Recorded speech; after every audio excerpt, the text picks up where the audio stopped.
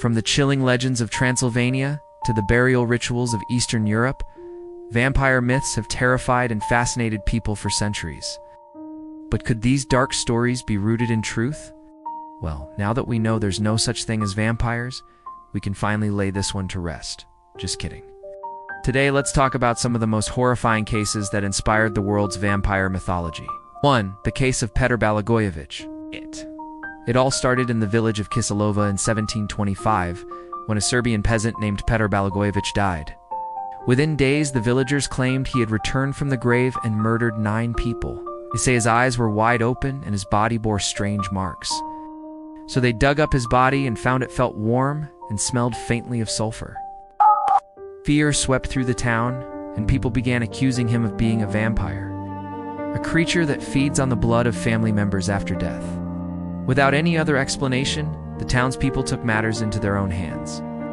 They staked Pete through the heart in an attempt to keep him from rising again. This event marked one of the earliest recorded instances of vampire panic. Despite the gruesome details, historians debate whether these claims are true or just a figment of the villagers' imaginations. But one thing is certain, the tale of Petar Blagojevich was the first of many, and his story played a significant role in shaping the vampire myths that would captivate and terrify people for years to come. Next, the New England vampire panic. In the 19th century, the fear of vampires reached new heights in Rhode Island. People fell victim to a terrifying disease that killed entire families. When doctors couldn't find a cure, locals turned to folklore and blamed vampires. One of the most tragic victims was Mercy Brown, a young woman whose body was exhumed and her heart burned to drive away the evil spirit that was supposedly using her as a vessel. Imagine the horror of her family having to witness such a brutal procedure. Yet despite the pain it caused them, they believed it was necessary to stop the attacks of the vampire that was draining the life out of their loved ones. Although modern science has long debunked the existence of vampires, stories like Mercy's continue to fascinate us with their blend of superstition, fear, and desperation. But what really inspired these vampire myths? Let's dig deeper into the historical context and societal beliefs that gave rise to these chilling tales. During the Middle Ages, the fear of the plague was so widespread that people believed vampires were lurking in their midst. When bodies buried during plague outbreaks would swell, leak blood, or even appear lifelike, they were convinced that the undead were rising from their graves.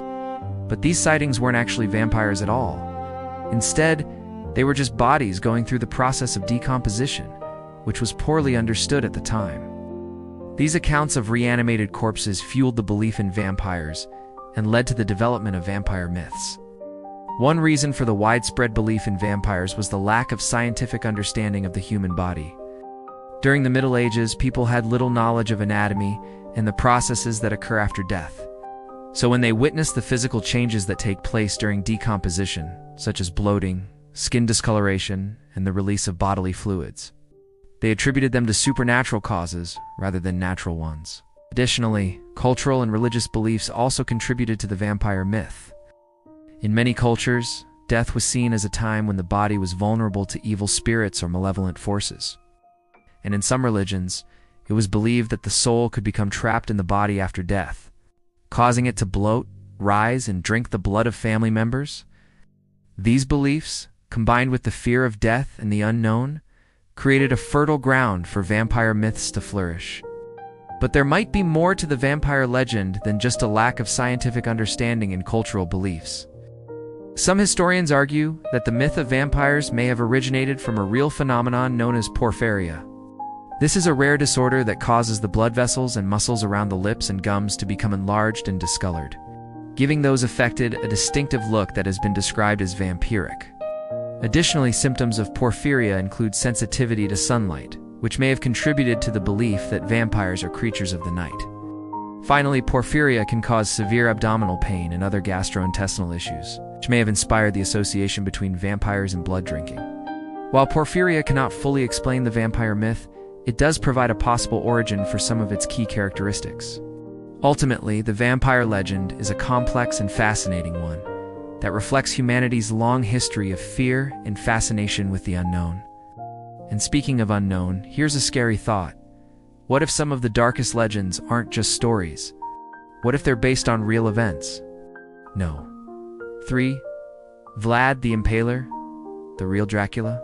Vlad the Impaler, Prince Vlad III of Wallachia, also known as Vlad the Impaler, was a brutal and ruthless ruler who lived in the 15th century. He earned his nickname due to his habit of impaling his enemies on massive wooden spikes, leaving them to slowly bleed to death. This gruesome practice likely served as an example to others who might consider opposing him. However, Vlad's reign wasn't solely marked by violence and bloodshed. He was also a cunning diplomat and strategist who navigated the complexities of European politics with skill. Nevertheless, his reputation as a ruthless leader and alleged vampire preceded him. According to legend, Vlad hosted a banquet inviting nobles and clergy, but instead of serving them food, he surprised them by serving up bowls of blood. This shocking act, along with rumors of cannibalism, only added to the growing lore surrounding Vlad and his supposed connection to vampires. But despite the horrors he allegedly committed, Vlad remains a fascinating historical figure whose actions continue to intrigue and terrify us today. Did he really dip his bread in blood? Maybe. Was he really a vampire? Probably not. But Vlad's cruelty did inspire Bram Stoker to make Dracula a ruthless and aristocratic ruler, fit for the title of most feared vampire. Number 4. Behind the myths. Behind the tales of blood, drinking, and rising from the dead are real fears, real deaths, and a desperate need to explain the unexplainable. Although vampires may seem like a thing of fantasy, born from our fascination with the macabre and our fascination with death, their roots are deeply ingrained in human history and culture. The myths surrounding vampires serve as a reminder of the lengths to which people will go to understand the mysteries of the afterlife and the darkness that lies within the human psyche. As we continue to explore the origins of these legends, we uncover not only the fascinating stories behind them, but also a deeper understanding of ourselves and our place in the world. By examining the myths and beliefs surrounding vampires, we gain insight into the fears and anxieties of different cultures and time periods, as well as the lengths to which people will go to cope with the mysteries of death and the unknown. While the idea of vampires may seem outlandish and terrifying, it's important to remember that these myths are ultimately just that, myths. There is no evidence that vampires exist or ever have existed, but that doesn't make the stories any less compelling or the beliefs any less understandable. In fact, it's precisely because these myths are rooted in human emotions and experiences that they continue to resonate with us today. We may never know for sure whether there is anything left of the vampire myth that is rooted in reality. But that doesn't mean we should continue to explore these stories and the beliefs that surround them. After all, it's through understanding the darkness that lies within the human psyche that we can better understand ourselves and the world around us. What do you think? Are there any other cases that should have made the list? Let me know in the comments below. And if you haven't already, don't forget to subscribe so you don't miss out on future videos. Thanks for watching. See you next time.